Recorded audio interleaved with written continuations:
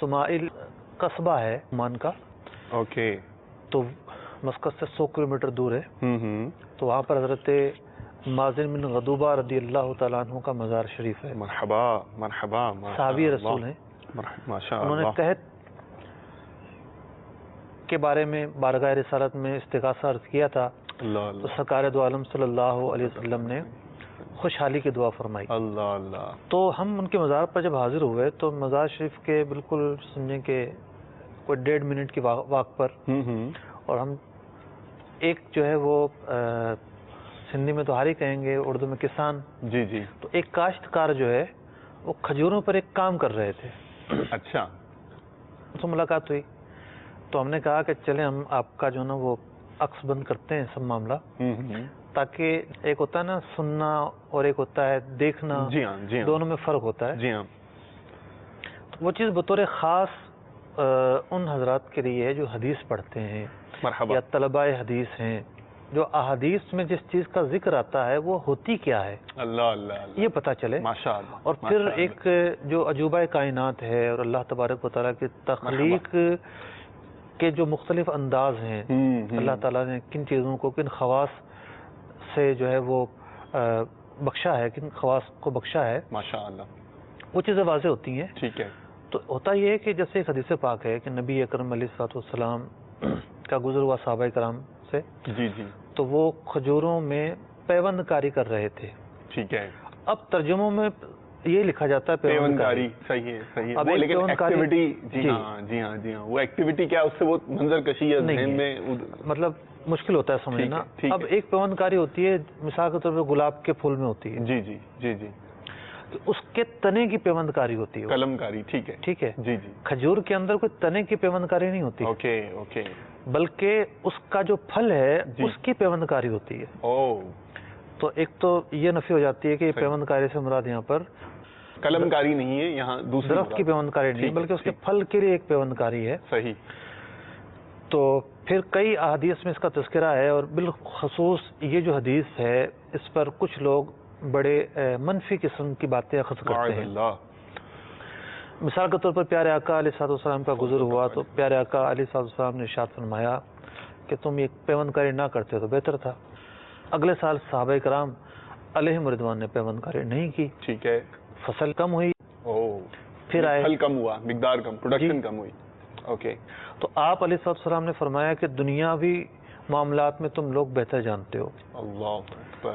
تو بعض لوگوں نے کہا کہ دیکھیں اگر حضور علیہ الصلوۃ والسلام کو اس کے نتائج کا علم ہوتا تو آپ علیہ الصلوۃ والسلام منع ہی نہ فرماتے، منع کر کے اجازت بھی تو دی. اللہ. یہ جو ایک نتیجہ اخذ کیا گیا ہے یہ ایک وسوسہ ہے، شیطانی وسوسہ ہے. اور قدیم محدثین نے، بڑے بڑے محدثین نے اس کے مختلف جوابات دیے ہیں. ٹھیک ہے. یعنی اس کا پس منظر بیان کیا ہے کہ نبی اکرم علیہ الصلوۃ والسلام کے معافی ضمیر کیا تھا. اب آپ یہ دیکھیے جی، کیا رسول اکرم صلی اللہ علیہ وسلم لغو بات ارشاد فرما سکتے ہیں؟ اللہ اکبر. ہرگز نہیں. یہ تو جو کہتے ہیں اللہ اللہ اللہ. مطلب ایک ہوتا ہے نا مباح بات، ٹھیک ہے، اور ایک وہ بات جس کا نہ دنیاوی فائدہ ہو نہ دینی فائدہ ہو. صحیح. پیارے محبوب علیہ الصلوۃ والسلام لغو بات ہرگز ارشاد نہیں فرماتے تھے. یہ آپ کا وصف ہے، مسلمہ وصف ہے. اگر اس بات کا یہ نتیجہ نکالا جائے جو ایک وسوسہ پیدا ہوا تو پھر تو یہ ہوگا کہ جو آپ نے وہ ارشاد فرمایا تھا کہ پیوند کاری نہ کرتے تو اچھا تھا، اس کا تو کوئی فائدہ ہی نہ ہوا بولنے کا. ایسا نہیں ہے. معاملہ یہ تھا کہ مدینہ منورہ میں خاص طور پر فصل بہت زیادہ ہوتی ہے.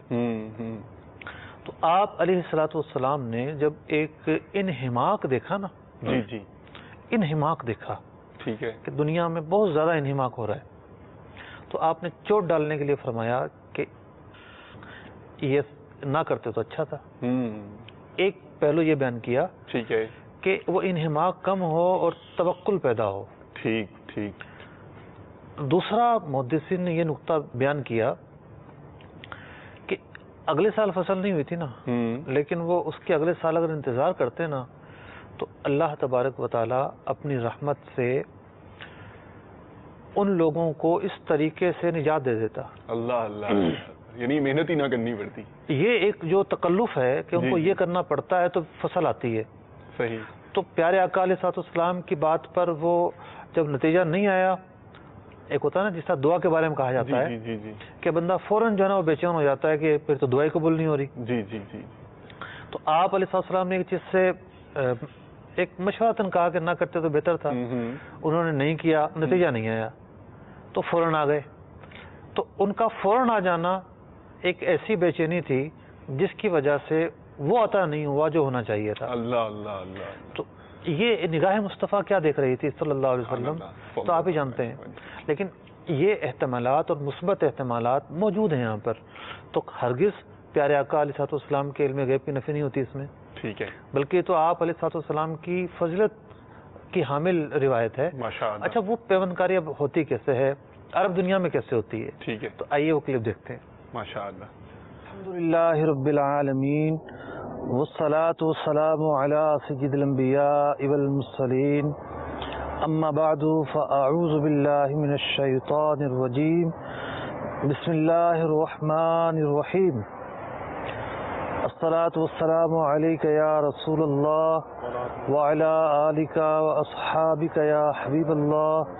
الصلاة والسلام علیک یا نبی اللہ وعلی آلک واصحابک یا نور اللہ. ہم الحمدللہ رب العالمین ایک ایسی سرزمین پر حاضر ہیں جس کا تذکرہ محدثین نے کتب احادیث میں کیا ہے. سمائل عمان کا ایک علاقہ ہے اور ہم حاضر ہوئے ہیں حضرت مازن بن غضوبہ رضی اللہ تعالیٰ عنہ کے مزار شریف پر. گاڑی سے اتر کر 2 منٹ کے واک پر مزار شریف ہے اور یہ علاقہ پورا سرسبز ہے. اور اس کی بھی ایک وجہ ہے کہ پیارے آقا علیہ الصلوۃ والسلام نے دعا فرمائی تھی ان کے لیے جب انہوں نے قحط سالی کی شکایت کی تھی. ایک بات جو ہم نے سنی تھی یا کتابوں میں پڑھی تھی، یہاں اس کا عملی مظاہرہ دیکھنے کو ملا. ایک اتفاق تھا کہ ہمارے یہ ناصر بھائی جو ہیں اخونا الناصر کانا ہونا موجود ویشغل بامرہ، تو ہم نے سوچا کہ کیوں نہ ان کے ساتھ اس طریقہ کار کو عملی طور پر دیکھا جائے. جہاں حدیث کی کتابوں میں بھی اس عمل کا تذکر آیا ہے، اس عمل کو سیکھنے کا اور عملی طور پر دیکھنے کا موقع ملے گا. وہیں اللہ تبارک و تعالیٰ نے جو مختلف اشیاء کے اندر مختلف اوصاف رکھے ہیں تو اللہ تبارک و تعالیٰ کی تخلیق کے حوالے سے بھی ہمیں بہت ہی عمدہ طریقے سے جاننے کو ملے گا. اللہ تبارک و تعالیٰ نے نہ صرف جانداروں کو یعنی ذی روح کو جوڑا جوڑا پیدا کیا ہے، بلکہ درختوں میں بھی جوڑے پائے جاتے ہیں، نر اور مادہ پایا جاتا ہے، اور کھجوروں کے اندر بھی نر اور مادہ پایا جاتا ہے. تو کھجوروں کی پہچان کیا ہے؟ مجھے خود آج آ کر پتہ چلا ہے کہ اس کی پہچان کیا ہے. یہ تو پتہ تھا کہ نر بھی ہوتا ہے مادہ بھی ہوتا ہے، تو پہچان یہاں آ کر پتہ چلی ہے.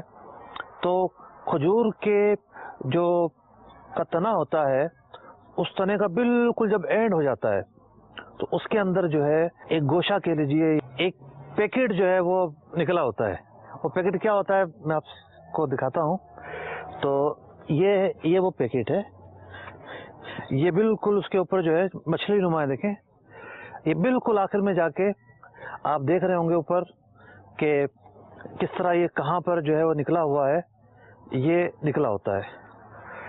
اس کے اندر کیا ہوتا ہے؟ جو کھجور کا نر درخت ہوتا ہے اسے یہ لوگ کاٹتے ہیں، اور دیکھیں ہمارے ناصر بھائی نے یہ کھجور پر چڑھنے کے لیے یہ پورا کس طریقے سے چڑھتے ہیں. یہ لوگ کھجور پر سامان بھی لیا ہوا ہے، جزاک اللہ خیرہ. تو یہ اس کو کاٹ کے پھر کیا کرتے ہیں، اس کے اندر سے اس کو چھیلتے ہیں. چھیلنے کی ضرورت بھی نہیں ہے، تھوڑا سا انہوں نے سرکایا تو اس کے اندر دیکھیں اب اس کے اندر سے یہ نکلا گچھا، یہ اس کے اندر سے نکلا. ان پھولوں کو جو مادہ درخت ہوتے ہیں اس میں رکھا جاتا ہے. اس کے اندر ایک پاؤڈر بھی نکلتا ہے، وہ پاؤڈر بھی یہ ڈال دیتے ہیں. تو جب یہ مادہ درختوں میں اس کو رکھتے ہیں تو اس کے بعد جا کر مادہ درختوں میں کھجور پیدا ہوتی ہے. یہ ان کا ایک تولیدی نظام ہے. اللہ تبارک و تعالیٰ کی تخلیق پر قربان جائیے.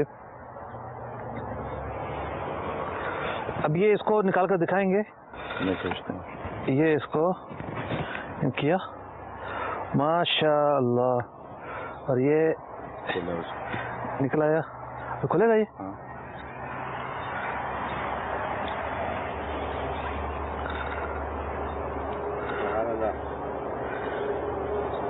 سنبل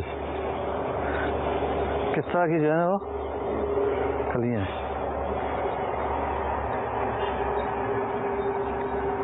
ماشاء اللہ سبحان اللہ. اگر کسی باغ میں کوئی بھی نر نہ ہو تو کہیں اور سے یہ لوگ یہ توڑ کر لے کر آتے ہیں. عربی میں پوچھتے ہیں ان سے کیا کہتے ہیں؟ ماذا یقال ھذا فی العربی؟ نبات. اسمہ نبات. لوق لقاح. اس کو لقاح کہتے ہیں, یہ عربی میں لقاح. وھذا لقاح. یہ اس کا پاؤڈر بھی ہے.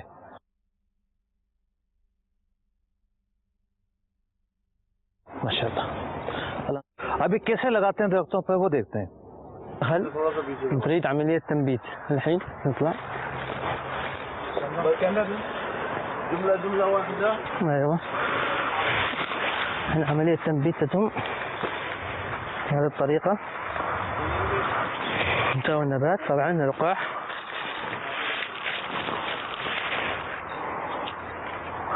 ثم عملية تنبيت. دخل هنا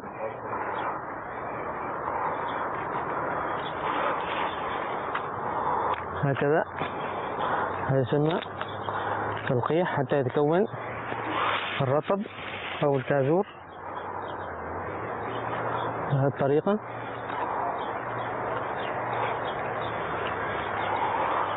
هذا خلاص هذا اليوم خلاص إن شاء الله كله راح يصير رطب. بعد يمكن 4 شهور 5 شهور راح يستوي رطب بهذه الطريقة. بعد 4 شهور راح يتكون رطب.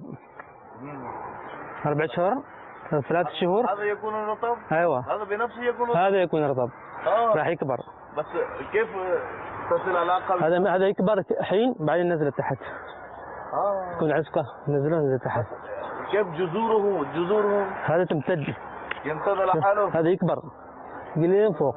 ايوه بعدين ننزل تحت. مثل هذا شوف. یہ جو اوپر آپ دیکھ رہے ہیں کہ سبز وہ نکلے ہوئے ہیں لمبی لمبی شاخیں, یہ اصل کھجوروں کے گوشے ہیں کہ جو بڑے ہو کر اوپر ہو کے لمبے ہو جاتے ہیں اور پھر اس کے بعد اس کے اندر سے ایسا ایسا نکلنا شروع ہوتے ہیں.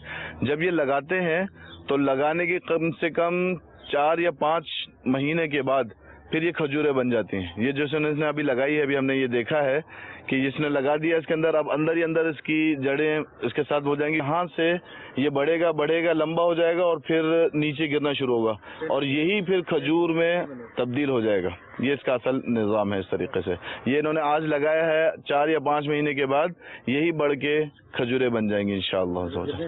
كل شجرة 3 شيء 10 شيء 1 شيء 2 على حسب نوع الشجرة. یعنی کبھی 2 لگاتے ہیں کبھی 10 لگاتے ہیں. درخت کی جو ہے وہ لمبائی طوال شجرة على النوع على النوع. شيء 3 شيء 2 شيء 1 شيء 10. طيب مطلب کبھی یہ 10 لگاتے ہیں کبھی 8 لگاتے ہیں. یہ جو ایک کومپل ہے یہ لگائیں گے اور یہی کومپل جڑ پکڑے گی اس درخت میں اور یہ آگے جا کے پھر پورا جو اس کا گوشہ ہوتا ہے یا گچھا ہوتا ہے اس کے شکل میں لٹکے گی کھجور بن کر. کیا نظام ہے اللہ ماشاء اللہ. حبیبی جزاک اللہ. ماشاء اللہ مرحبا. اچھا اب اس میں جو ہے وہ یہاں کیا ہوتا ہے پتہ نہیں. جی مدینہ منورہ میں ایک عالم دین تھے. جی ان سے میری بات ہوئی. وہ وہیں کے مقامی تھے, وہیں کے پیدا ہوئے اور ماشاء اللہ مطلب ایک بڑا ان کا ایک روحانی جو ہے وہ نسبت بھی ہے. تو انہوں نے یہ بتایا کہ اگر درخت میں باغ میں ایک نر بھی ہو نا تو جس طرح یہ سٹا تھا یہ سٹا کھل جاتا ہے اپنے اور اس سٹے سے ہوا چلتی ہے, برا جو ہے وہ اڑ کر درختوں میں پھیل جاتا ہے, وہ بھی کافی ہوتا ہے. جی اب ان کی یہ جو بات تھی کہ یہ جو کومپل ہے یہی کومپل آگے بڑھ کر لٹکے گی یا مزید اس درخت کے اندر ایک کومپل پیدا ہو رہی ہے, یہ کومپل کے ساتھ جوڑی جائے گی, اس میں تو کچھ یہ ہے کہ ذو معنی بات ہے، دونوں احتمال ہو سکتے ہیں. تو بہرحال پیوند کاری کیا ہوتی ہے یہ سارے پیکج سے اچھی طرح آسانی کے ساتھ سمجھی جا سکتی ہے.